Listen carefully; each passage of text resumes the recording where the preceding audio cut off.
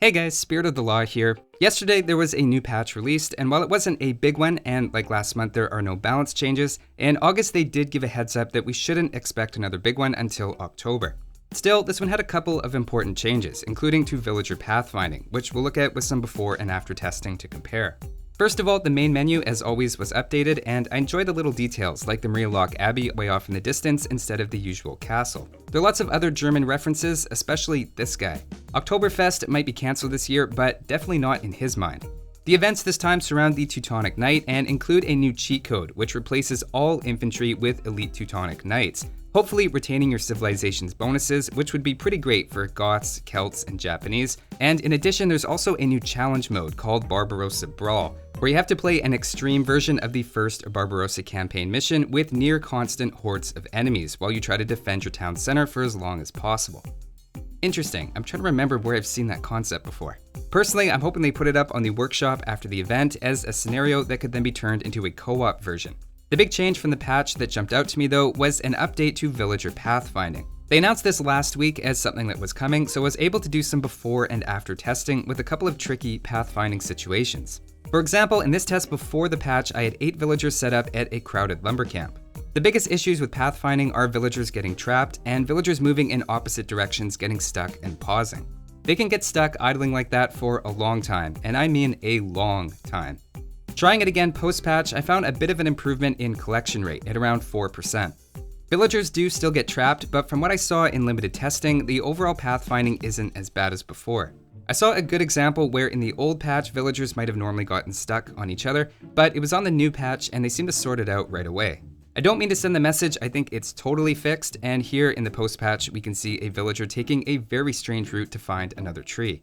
Hopefully these walk breaks can be addressed at some point, and even more important, they'll address villagers trapping each other. It can have an impact on early build orders sometimes, if you go 4 on wood and then one gets trapped for an extended period, for example. I also tried to test with an especially congested gold mine. Before and after, I saw a very slight improvement, but again, villagers are still getting trapped by others, so what I'd consider the main issue is still present.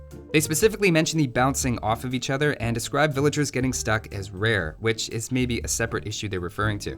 Just for fun, I also tried the same test on HD, and holy cow, I feel like we don't say often enough how much better it is. With the same settings, I got over 20% more gold in Definitive Edition, in admittedly a very short test, but still. The other big change was to Arabia.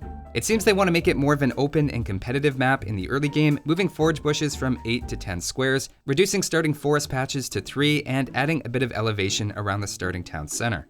They're also reducing the size of oases and the length of cliffs, just further opening up the map. Looking before the patch, you'd see anywhere from 3 all the way up to 6 nearby forests, which is obviously incredibly easy to wall. This is an extreme example, but is a randomly generated Arabia map before the patch. After the new patch, the maps overall feel much more open and tricky to defend, especially against archers with the hills thrown in there. The patch notes mention having 3 tree clumps, but I've seen examples of really only 2 that you might consider. Altogether, it's just a bit harder to defend villagers on berries and wood, as well as more distance to wall your base. I get the idea of wanting a more open map if walling on Arabia is making archers and early scouts less effective, but I'm a little surprised they don't just make multiple types of Arabia. Why not a green Arabia version with slightly closer resources and more trees like what we had and is a bit more defensive, and then a desert Arabia with fewer trees and a more open concept? There's no question they'd still be the 2 most popular maps. For context, Arabia before the latest tweak has been played more than every other map put together, and the next most popular map is Arena at 1/5 the play rate. Just make 2 or even 3 versions of Arabia, at least that's what I think. Of course, those are just my thoughts on the patch, and again, it sounds like there's a bigger one coming up next month, which makes a bit more sense now that we know Forgotten Empire Studio has been working on Age of Empires 3 Definitive Edition. That's all for this one though. Thanks for watching guys, and I'll see you next time.